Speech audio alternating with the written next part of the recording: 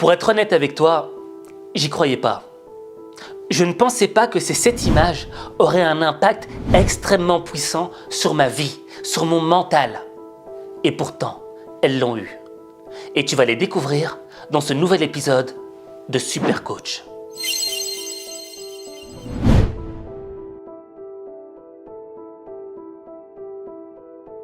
La première image, c'est une de mes préférées. Elle te démontre qu'il y a une différence entre être riche et puissant. Quand je parle d'être riche, je parle de richesse financière, matérielle. Et je ne sais pas si tu l'auras remarqué, mais souvent il y a des gens qui sont riches matériellement et qui nous le renvoient en pleine gueule. Tu vois? Ah, regardez, j'ai acheté le dernier modèle de voiture de luxe. Ah, regardez ma montre, elle coûte 100 000 euros. Il y a des gens qui ont besoin de te montrer, de t'en mettre plein la vue. Pourquoi? Parce qu'ils ont besoin de te prouver quelque chose. Ils ont besoin de te prouver qu'ils ont réussi. Et quand ils voient dans ton regard de l'admiration, ah ben pour eux c'est quoi? C'est une victoire. Ils sont heureux, ils disent « Ah, je lui en ai mis plein la vue à celui-là. C'est bien, je vais continuer comme ça. » Tandis qu'un puissant, il n'a pas besoin de te montrer qu'il est puissant. Il n'a pas besoin de t'en mettre plein les yeux, d'essayer de te faire peur, de te montrer que c'est un dur ou de te montrer qu'il a des richesses. Non. Le puissant sait qu'il est puissant. Il se suffit à lui-même. Il s'admire lui-même. Il n'a pas besoin du regard des autres. Et ce que j'aime dans cette image, c'est que tu vois la profondeur de l'iceberg.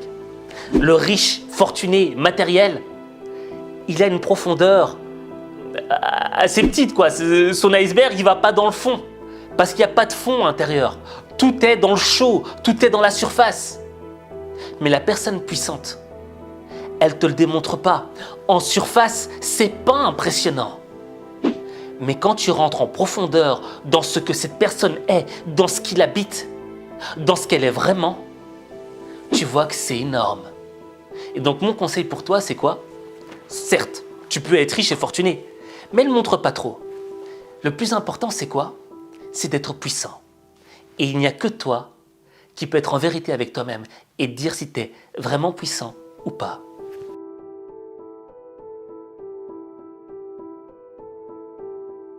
Si une image devait vraiment représenter ce qu'était la vie, ce serait celle-ci.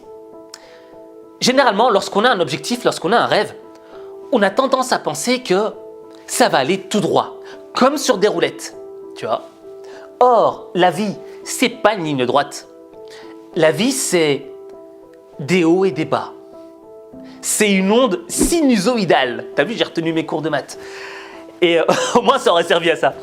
Et le truc, c'est quoi? C'est que quand on est en bas, on n'a plus envie d'avancer. Pourquoi? Parce qu'on est totalement démotivé. On est fatigué.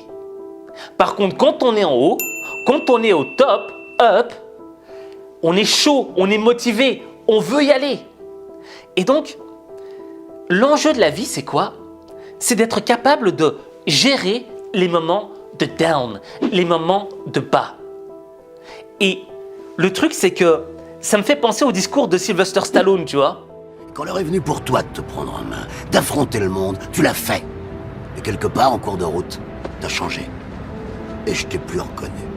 T'as permis à des gens de venir te gueuler à la figure et te dire que t'étais nul. Puis quand ça a été trop dur, tu t'es trouvé un responsable, une ombre qui t'empêchait d'éclore. Et je vais te dire un truc que tu sais déjà. Le soleil, les arcs-en-ciel, c'est pas le monde. Il y a de vraies tempêtes, de lourdes épreuves, aussi grand et fort que tu sois, la vie te mettra à genoux et te laissera comme ça en permanence si tu la laisses faire. Toi, moi, n'importe qui. Personne ne frappe aussi fort que la vie. C'est pas d'être un bon cogneur qui compte. L'important, c'est de se faire cogner et d'aller quand même de l'avant. C'est de pouvoir encaisser sans jamais flancher. C'est comme ça qu'on gagne.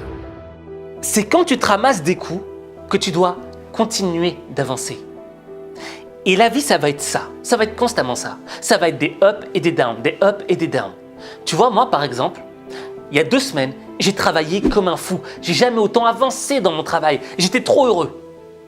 Mais il y a 2 jours de ça, j'ai couru sur un tapis de course et je suis tombé. Et je me suis complètement déboîté l'épaule. ce qui m'a empêché de travailler. Là, tu le vois bien, je te parle avec une main. L'autre épaule, je ne sais plus bouger le bras. Je suis handicapé de ce bras-là pour l'instant, tu vois. Et donc, j'étais dans une période de down parce que je me disais, mais putain, mais j'avançais tellement bien. Et ça m'a touché moralement. Mais après, je me suis souvenu de cette image. Que la vie, c'était des hauts et des bas. Et les bas, ils ne sont pas là pour t'affaiblir. Au contraire, ils sont là pour te renforcer. C'est parce que quand tu es dans le bas que tu vas chercher la force intérieure pour remonter vers le haut. Donc, mon conseil pour toi, continue d'avancer, que ce soit un haut ou un bas.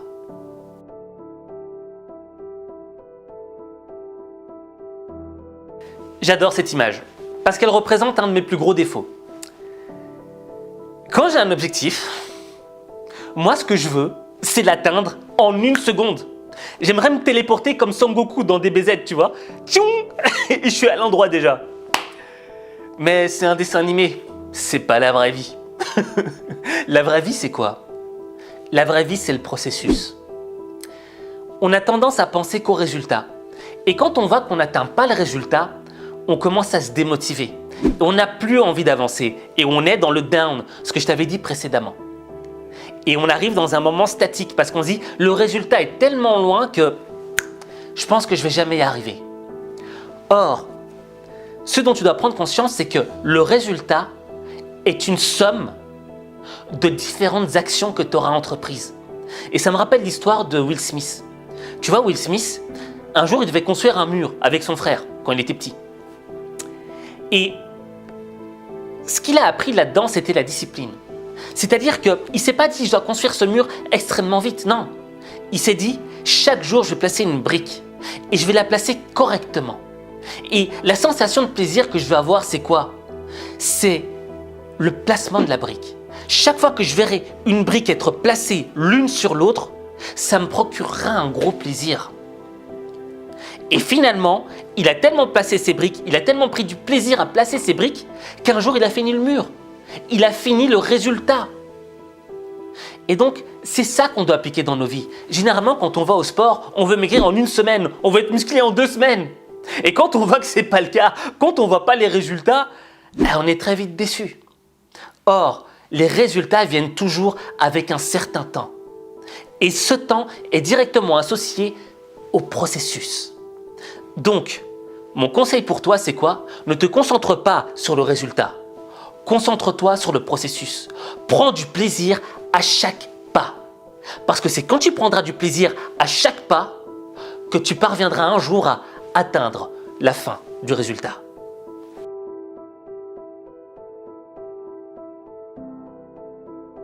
Alors, des défauts, j'en ai, mais dans cette image-là, tu vas découvrir mon plus gros défaut. Le truc, c'est quoi? C'est qu'on a tendance à vouloir être parfait. Mais quand tu es parfait, tu fais jamais rien. Je te garantis que quand tu as envie de faire un truc où tu veux être parfait, garanti à 100%, je te signe un contrat de 10 millions de dollars si tu veux. Tu ne feras rien, tu n'avanceras pas. Parce que quand tu vois que tu n'es pas dans la perfection, quand tu vois que le truc n'est pas vraiment un mode 10 sur 10 comme tu le veux, tu reculeras toujours. Tu diras, il faut que je recommence. Non, je ne suis pas encore prêt. Non, ce n'est pas le moment. Demain. Et les demain s'additionnent aux autres demain. Et il n'y a jamais rien qui se produit. Et quand tu as ce mental-là, il y a un jour, après 5-10 ans, tu repenses au fait que tu voulais être parfait, mais que tu n'as rien fait, et tu le regrettes sur l'instant même. Tu te sens coupable, et tu te sens dégueulasse, et tu dis « Merde, mais j'ai perdu du temps pour rien dans ma vie ». Moi, je repense à des trucs quand j'étais plus jeune, que j'ai pas fait parce que je pensais qu'il fallait être parfait. Aujourd'hui, je te mens pas. J'ai une once de regret par rapport à ça. Mais le regret s'est dissipé parce que j'ai appris autre chose. J'ai appris que c'est pas la perfection qui compte, c'est le progrès. Le progrès. Et le progrès, il est lié directement au processus, ce qu'on a vu avant. Donc l'idée, c'est quoi? C'est de progresser. C'est d'accepter de commencer à zéro, d'accepter de commencer avec rien. Et de se dire, demain, je veux faire un +1. Et le lendemain, je ferai encore un +1. Et quand tu additionnes tous les +1 sur 10 jours, tu es un +10. C'est ce qu'on appelle progresser. Et ça, c'est un des meilleurs moyens de réussir sa vie. D'accepter de ne pas être parfait, mais de s'engager, de se marier avec la notion du progrès.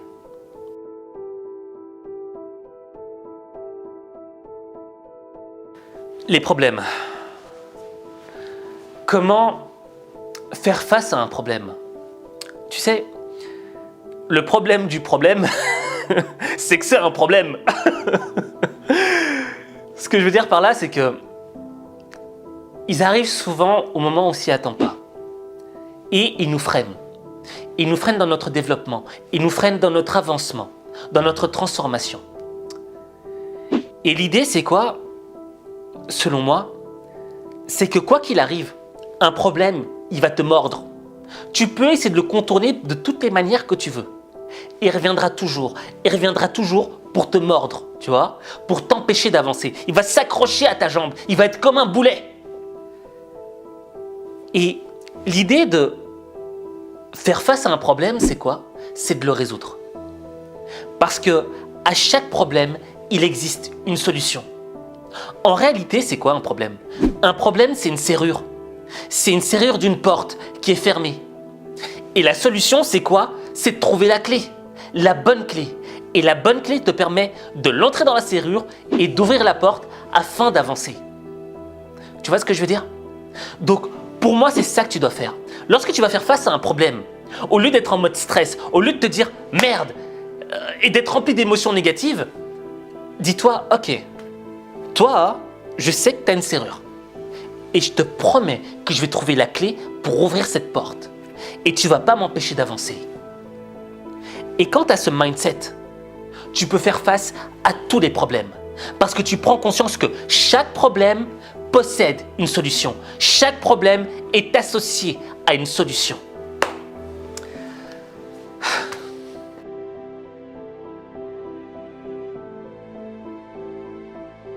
Ça, c'est une des meilleures. Et on s'y reconnaît tous là-dedans. Au début d'un nouveau projet, quand l'école commence, quand tu commences un nouveau job, quand tu commences un nouveau sport, t'es ultra motivé. T'as une émotion en toi tellement positive. Tu te dis, ah ouais, là, je vais tout donner. Généralement, c'est à chaque nouvel an, tu vois, on est ultra motivé. On se dit, cette année, tout va changer. Le problème, c'est qu'au cours du temps, cette motivation, elle diminue de plus en plus pour tomber à zéro. Et finalement, elle remonte lorsqu'on recommence le truc, lorsqu'on recommence la nouvelle année, lorsqu'on recommence l'école, le job, etc. Et ça, vraiment, c'est hyper chiant. Et on est beaucoup à tomber dans ce piège. Cet état de motivation, c'est normal de l'avoir, c'est humain. On est excité, on a envie, on est rempli d'émotions positives au début. C'est humain et c'est normal. Mais ce qui compte, c'est quoi? C'est la routine.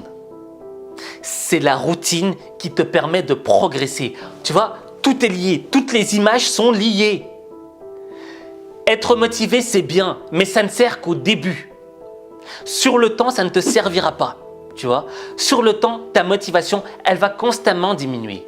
Ce qui compte, c'est quoi? C'est d'intégrer une routine, une discipline. Et c'est cette routine qui va te permettre d'atteindre les sommets.